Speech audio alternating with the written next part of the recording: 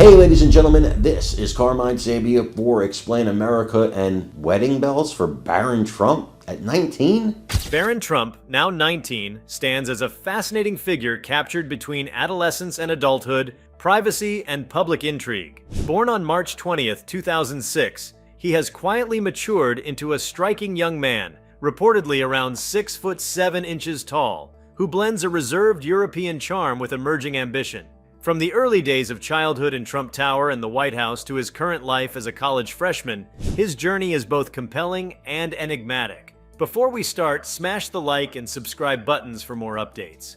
Following his May 2024 graduation from Oxbridge Academy in West Palm Beach, Barron enrolled at New York University's Stern School of Business that September. Now living in Manhattan, he has resumed a relatively normal student life, though always with a high level of security and lingering public attention. Despite his powerful family name and high-profile upbringing, Barron has surprisingly remained low-key on campus. Sources describe him as an oddity, a towering, polite, well-spoken young man who seldom speaks publicly or operates a social media account, further amplifying his mystique. Barron's intellect and European-infused demeanor often stand out. Those close to him describe an old soul, well-read and composed beyond his years. He has lived through experiences others his age haven't. He is well-grounded. He has seen a lot and he knows who he is. His upbringing, infused with Slovenian cultural elements from his mother's heritage, contributes to his distinctive upbringing and personality. At 19, he is energetically charting his course. During his father's 2024 presidential campaign,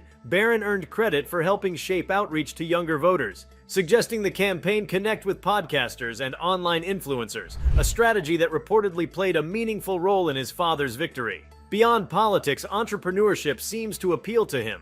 In July 2024, he co-founded Trump, Fulcher, and Roxborough Capital Inc., a real estate venture focused on luxury properties like golf courses in western U.S. states. Though the firm was paused after his father's election, insiders say plans to relaunch later may be underway. At the same time, Barron has been linked with the world of cryptocurrency.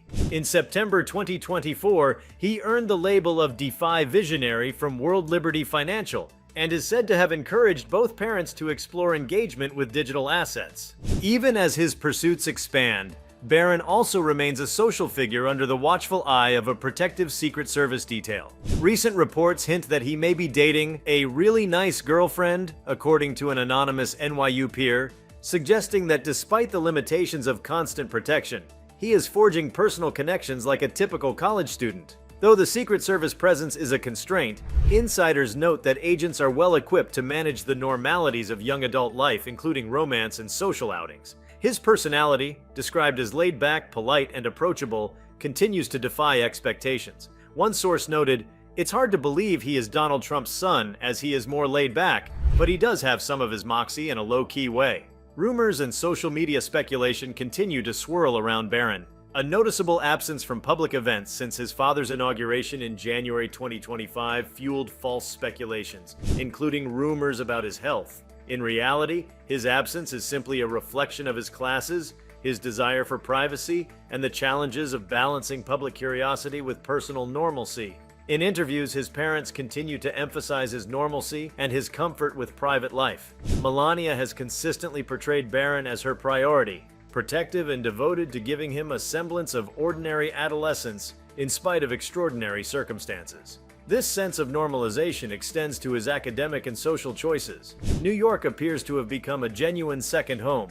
He lives at Trump Tower, shunning the traditional dorm experience for proximity to his university and family. Rumors of a real estate resurgence, interest in crypto, a budding romantic life, and strategic political influence all intersect in his current reality. So does a highly unusual normalcy. The quiet student, the oddity on campus, the polite and low-key but ever-present figure. In essence, Barron Trump's current life is one of balancing worlds. He stands at the crossroads of privacy and prominence, adolescence and authority, normalcy and legacy. Between being a 19-year-old in college, a potential businessman or political strategist, and the ever-watchful public's object of speculation, he is gradually carving out an identity on his own terms. It's a life measured not in isolated attention-grabbing moments, but in subtle influence, steady presence, and the unfolding of a young adulthood lived under the brightest of spotlights yet hidden in plain sight. The next chapters of his life, whether in business ventures, digital finance, or something else entirely, promise to be as intriguing as the years that brought him quietly to this point. Morning in Manhattan moves fast, but his days rarely begin with the rush you'd expect from a 19-year-old business student. The cadence is more orchestrated than hurried, a quiet choreography that starts before sunrise with a brief security sweep of the sidewalk and a check on the vehicles queued at the curb. He does what any college kid does: shoulders a backpack, checks a phone, remembers or forgets a reading. But there's always the additional pulse in the background: a pair of agents at a discreet distance, a driver watching the mirrors, a second SUV idling in case plans change. Photographers sometimes catch a frame or two when he steps out of the car and into the anonymous flow of downtown, and then he vanishes into the ordinary. Assignments, office hours, group projects, cafeteria coffee. The news cycle may swirl around him, but the shape of the average day is studiously non-dramatic, just as he, and the people closest to him, prefer it. The map of his life makes more sense when you trace the school years that came before. Before Washington, there was the Upper West Side of New York, where he attended Columbia Grammar and Preparatory School, the polished, century-old independent school that became an unlikely lightning rod the week after the 2016 election. Parents traded anxious emails about security plans and politics. Administrators coordinated with the Secret Service, and one 10-year-old boy kept showing up for homeroom while adults argued about everything around him. The reporting from the time captured the mood: the traffic restrictions, the extra police, the elevator rules, the worry. Yet underneath the headlines, he was simply a student whose school year had to go on. Washington reshaped his routine again. When he and his mother relocated to the capital the following summer, the family announced a different path from presidential precedent. He would attend St. Andrew's Episcopal School in Potomac, Maryland. St. Andrew's is small by big city standards, several hundred students, modest class sizes, and its statement about neurodiversity and minds and hearts sat in curious counterpoint to the sharp-elbowed political world just down the Potomac. Reporters drove out to the leafy campus that spring. The White House put out a line or two, and by fall he had a locker and a schedule like anyone else. It was a choice that signaled something his mother kept saying then and says still: school should feel like school, even when nothing else in your life can. Soccer gave him a language independent of politics. Players from DC United had bantered with him at the White House Easter egg roll, handing over a personalized ball and talking about the club. And within months, he quietly joined the Academy's U12 team. He wore number 81. He was a midfielder. He played some matches. There was nothing mythic about it. It was just a kid who loved the game finding a place to play. The press noticed because the press notices everything. But the details: training sessions, weekend fixtures, stat sheets that recorded far more running than scoring, had the comforting sameness of youth sports everywhere. The club was proud. He was thrilled. And then everyone went back to practice. If soccer was a way to disappear into a team, language was a way to stay close to home. His mother has spoken for years about preserving Slovenian inside the family, and journalists have noted the small private world that forms when Melania, her parents, and her sons speak in the language of her childhood. It's a detail that surfaces now and then in profiles and interviews and then recedes again, but it explains the easy quiet between them in crowded rooms. Family for them isn't something written into a campaign speech. It's the old songs a grandmother insists on, and the idioms that only make sense if you were raised by that grandmother, in that town, under that mountain. When Amalia Knovs died in January 2024, tributes inevitably focused on her daughter's public role. Yet the loss was most deeply felt by the grandson who switched languages mid-conversation just to make his grandmother laugh. The country saw him at political events in 2024, but one telling moment arrived that spring when the Florida GOP named him an at-large delegate to the Republican National Convention. He declined. The wording from his mother's office was clipped and courteous: prior commitments, and the decision landed as a small reinforcement of a long-standing boundary. Even when the family's calendar is dominated by politics, his own keeps space for school, friends, and work that doesn't require a podium. That boundary matters even more in a second presidential term. The logistical reality is peculiar. A young adult with academic deadlines in New York, a parent in the White House, and a protective detail coordinating both. He spends most of his time in the city for class, but there is a bedroom in Washington that's his when he needs it. An ordinary fact made extraordinary by the address on the stationery. It's modern family life writ very large, one foot in a campus building, another in the world's most watched home. The protective bubble is both visible and invisible, a design feature of his life since childhood. The legal scaffolding comes from the same dry statute that covers presidents and visiting heads of state, 18 U.S.C. Section 3056. It's not colorful reading, but it explains why you see agents to his left and right when there's a camera nearby, and why you don't when there isn't. The Secret Service is blunt about its mission: protect designated leaders and families, and tactfully vague about tactics, because the point is for crowds to focus on the scene while agents focus on the one unlucky thing that could ruin it. It's routine to them. It will never feel routine to the people they guard. Every so often, a lens catches him returning to class after a week in Washington, and the photographs bounce around the internet with the speed of gossip. He's usually dressed like half the young men around him: polos, knits, a backpack slung on one shoulder, except that his walk is bookended by two professionals scanning the horizon. You could make a meal of the symbolism if you want to, but the truth is simpler. He's going back to school because there's a paper due, or a quiz, or a professor who takes attendance. The eye-grabbing part is the motorcade. The interesting part is the choice to keep showing up. What everyone else calls security, he treats like weather, something you plan for, minimalize, and then ignore. The agents make themselves background. They coordinate with campus security, adapt to building layouts, learn the ways students cluster in doorways and vanish into elevators. They've been doing this long enough to know that a successful day is a boring day. He's been living with them long enough to turn it into muscle memory. Go where you're going. Do what you came to do. Let other people worry about the doors. If there's a formula to balancing public curiosity with private focus, that's it. The past few years have also taught him how quickly rumor metastasizes online. One click can turn a grain of truth into a pseudo-scandal, and even a debunked story will snap back to life every few months. When a particularly loud rumor about elite college admissions popped up this spring, his mother's office shot it down, point blank, as false. The episode was instructive not for what it said about him, but for what it said about the environment he moves through. The more silent you are, the louder other people will speak on your behalf. He has learned to leave those voices alone. Not everything in his world is reactive. The day-to-day now looks like the first serious draft of adulthood. A rigorous introductory finance course forces him to relearn the way he thinks about time value and risk. A writing seminar asks for close reading and patient revision. An analytics assignment built on a messy dataset reminds him that most of life is cleaning the spreadsheet, not making the chart. Group projects aren't abstract exercises when teammates care about their grades. They're negotiations about roles, standards, deadlines, and tone. If you grew up watching your last name treated as a headline, the best part of a problem set is that it doesn't care. You either solved the thing or you didn't. Even outside class, the skills are portable. He understands, probably better than he lets on, how proximity to large organizations, universities, companies, governments, creates ripples in everything from scheduling to security. You can grumble about those ripples, or you can study them.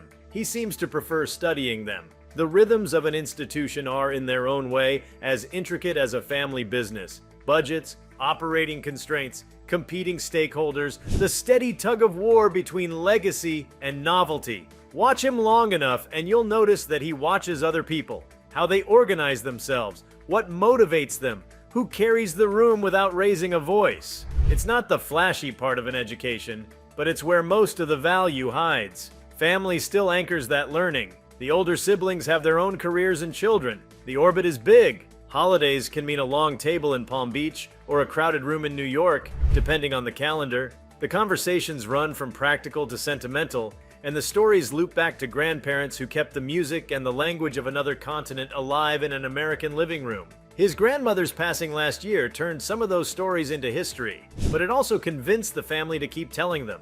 Loss has a way of sharpening attention to the small rituals that remain. If the public wants a single defining interest or vocation to pin on him, the record refuses to cooperate, and that's to his credit. He has been photographed with athletes and foreign dignitaries, shown up at family ceremonies, navigated classrooms in 3 different cities, and worked to keep the noise in his life external rather than internal. When an opportunity arises that drags him too far into political theater, he's shown he can step back. When the same opportunity offers a chance to learn something real about institutions, pressure, or himself, he steps forward. The pattern isn't erratic, it's selective. The geography of his current life, one city, then another, forces choices that most students don't face. Do you turn down a weekend trip because Monday's exam is non-negotiable? Do you take a late train to make it to a family obligation, knowing you'll be groggy for the morning lab? At what point is a commitment a promise, and at what point is it theater? There isn't a handbook for that, so he's writing one in real time. You can hear it in small ways. The polite no thank you to invitations that would look good in photographs and bad on a transcript. The careful yes to a handful of moments that genuinely matter to his parents. Everyone else can argue about optics. He keeps an eye on value. He has found that New York offers the anonymity of abundance. Everyone is someone here. Nobody is anyone in particular. That's a gift when you'd prefer to blend in, and a shock when you were raised in rooms where people could tell your last name from your haircut. The city blurs the edges. In a lecture hall, nobody knows you until you speak. On a subway, nobody cares who you are if you stand clear of the doors. There's freedom in learning that decency is the only proven strategy for moving through a crowd. He returns that courtesy, day after day, with an economy of words and a habit of holding doors. The internet, of course, insists on making everything into a story. When a paparazzi shot catches him on the sidewalk after the winter break, backpack slung, agents behind him, people online write essays about sweaters and speculate about majors. Then the conversation moves on to something louder, and he gets another week of the thing he wants most. Nothing to see here. That nothing is not meaningless. It's proof of concept. The great experiment of his late teens and early 20s is whether a young man with a famous last name can assemble a private life out of public materials. So far, the answer appears to be yes. He doesn't correct strangers who assume they know his taste in music or the number of languages he speaks. Even accurate facts can feel invasive when repeated by people who don't know you, and he has learned the discipline of undersharing. That doesn't mean he's aloof. The classroom version of him is engaged and calm. The hallway version says, "Thank you to the building staff." The team project version replies to emails before midnight. The valuable currency right now isn't celebrity. It's reliability. You can be many things in a public family. Reliable may be the most underrated. The sports kid who used to slip on shin guards is still in there somewhere. Even if the schedule doesn't always allow a field, it's not hard to imagine him on a quiet Sunday afternoon, darting through a small park in the city that raised him and keeps raising him. If a passerby recognizes him, they keep it to themselves. New York can be surprisingly polite that way. The rest of the week is loud. The game lets him turn down the volume for an hour. Soccer was never an accessory in his life. It was a structure, a form of focus he could carry from age 11 to 19 without breaking. It's still useful, even when the cleats stay in the closet. There's something else he has begun to master that doesn't show up in an Instagram caption: attention management. His family attracts it, his classes require it. The trick is to direct it toward the quiet tasks that compound over time. Read the case study carefully. Learn the difference between an elegant idea and an actionable plan. Notice what motivates people who don't share your incentives. Learn how to present without performing. The work is cumulative, and the gains are invisible until they're not. If he keeps playing the long game, care today, discipline tomorrow, the result will look like luck to people who weren't paying attention. The public will keep asking where he fits on the spectrum between dynasty and independence. He will keep answering with choices that don't announce themselves. That's the paradox of a life like his. The years ahead will bring professional experiments, internships that test one theory about what the world is, then another, projects that fail for the right reasons, mentors who don't look like mentors at first. The smart play is to keep the learning rate high and the ego dialed low. When people look back on these years, they'll try to retrofit a narrative that was never linear. The New York chapters that bookend the Washington ones. The semesters built around introductions to finance and data. The holidays split between the pressurized ritual of official rooms and the low-stakes comfort of a family kitchen. What will actually matter is simpler and harder. How he learned to say no when no was correct. How he remembered the names of the people who make institutions function. How he navigated the twin distortions of praise and blame. He is not the first young adult to juggle school with an unusual last name, and he won't be the last. But his case study is instructive because everything around him is so amplified. Failures would be noisier here. The antidote is the same for anyone trying to earn an honest reputation. Consistent work, careful stewardship of trust, gratitude that shows up as behavior rather than a quote. He appears to understand that. The people who see him most often, classmates, professors, staffers, agents, seem to understand it too. The day closes much as it began. a car, a sidewalk check, the short walk to the door. There might be a stop on the way home, library, grocery, a quick bite with friends, but the scene repeats itself with only minor variations. It's not the stuff of documentaries, and that's precisely why it's working. The effort here is to build a life, not a feed. Tomorrow's version of the schedule will resemble today's, and that sameness, in a life ringed by cameras and opinions, is not a bug, it's a feature. Somewhere in all of that, there's still room for the unplanned moment, a chance conversation with a professor who shifts how he thinks about a problem, an article that turns a homework assignment into a fascination, a childhood friend passing through the city who reminds him what early years felt like when the world was smaller. Those moments are the opposite of spectacle. They're seeds. You tuck them into a notebook and let time and work make sense of them. And then another morning comes. The city hums as it always does. On the street below, the orchestration begins. Agents where they should be.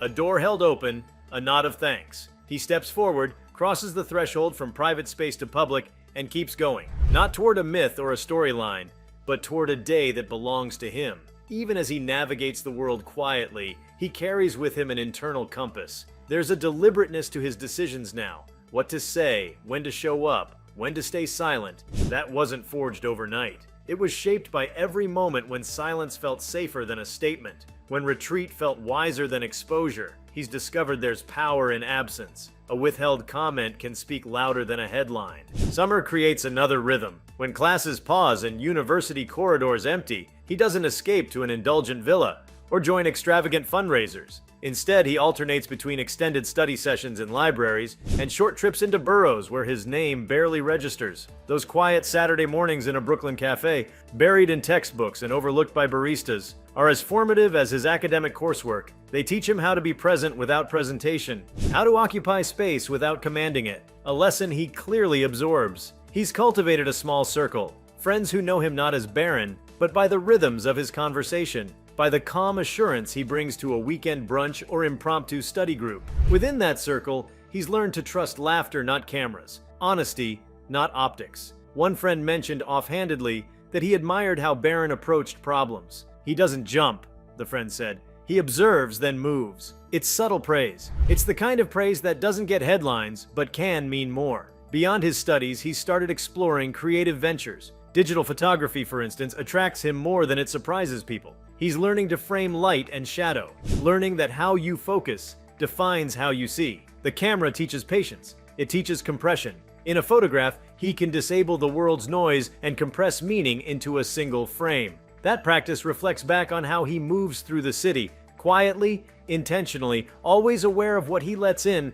and what he leaves out. No profile has yet captured that nuance, but those who know his work say the images reflect an uncommon attentiveness. Sometimes, on quiet weekends, he visits a local music venue, not for the show, but for the margins. The soft tuning of guitars, the low hum of conversations, the way performers warm up before lights. He stays at the back, orders water rather than spotlight, observes the patterns, how sound can shift or still a room, how humility can play louder than bravado. These visits aren't about being seen, they're about being away, temporarily from all the seeing, from the expectation that every room should revolve around him. He has also begun testing his leadership instinct, but without title or fanfare. In a group project on behavioral economics, he noticed that the deadline stress was grinding everyone down. Without announcing himself, he recalibrated the group's workflow. He suggested dividing research tasks by strength, introduced a shared calendar that doubled as a feedback channel, and encouraged short check-in chats rather than email chains that muffled urgency.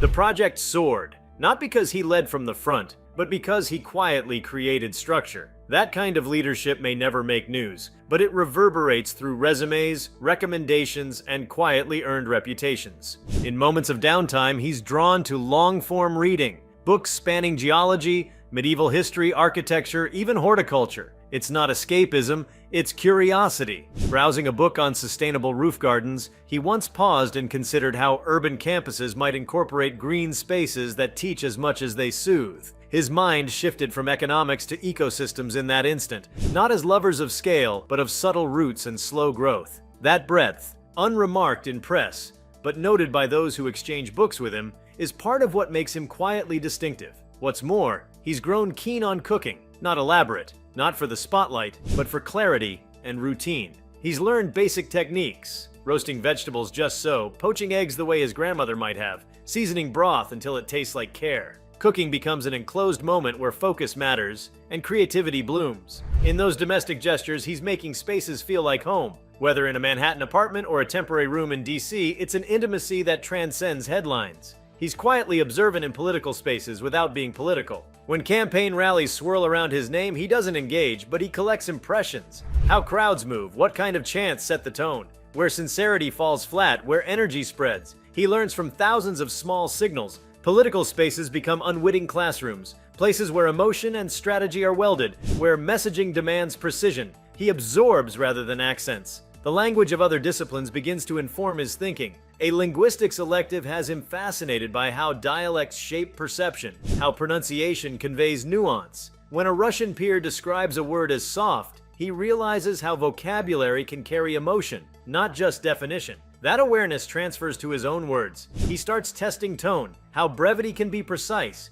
how kindness can be firm, how a delayed response says more than the first impulse ever could. His weekends sometimes bring community outreach, volunteering at a food pantry, not as pageantry, but because it grounds him. He stacks boxes alongside volunteers whose lives are nothing like his, and the silence of shared labor comes with an unspoken lesson. The real meaning of service isn't how loudly you declare it, it's how deeply you feel it, even when nobody notices. In that silence, he learns humility. He's also taken to exploring the city's architecture, not the iconic towers, but the unspoken corners, the brick facades that tell of decades spun out silently, the ornate fire escapes that silently prevent disaster, the awnings that shade generations of customers waiting for coffee. He snaps photographs of them, reads the inscriptions if there are any, logs them in a small journal he keeps. In those unnoticed details, he finds a sense of belonging, not because they belong to him, but because he belongs to them through attention. By now, he's internalized a simple truth: visibility doesn't equate to wisdom.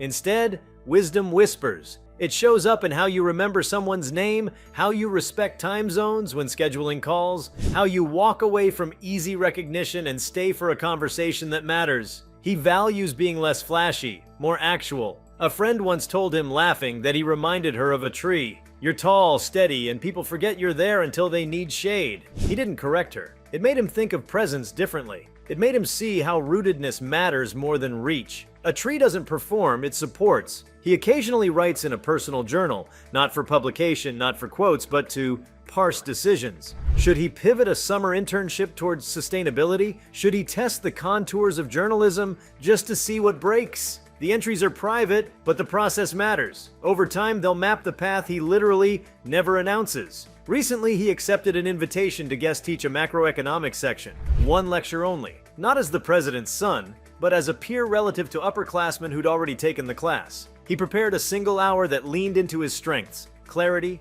patience, real-world applicability. Students responded. Afterwards, they thanked him for making the complex feel comprehensible. He smiled. It was enough. Not crowds, not cameras, just minds notified. And then there's the question of legacy. He doesn't chase it. Instead, he wrestles with it in quiet thought. What will Trump mean after him? Will it signify spectacle or substance? He doesn't conceive of it as weight. He sees it as challenge, to define legacy without amplifying past resonance. In seminars, he listens to economic models of intergenerational capital. In dorm hallways, he catches debates about merit and inheritance. He refrains from steering either discussion overtly, but the ideas settle in him. If you like this video, please give it a like and subscribe to our channel. Also, leave your comments below and tell us, what are your thoughts on Barron Trump's current lifestyle and how he lives? We want to hear from you. Thank you for watching and see you next time.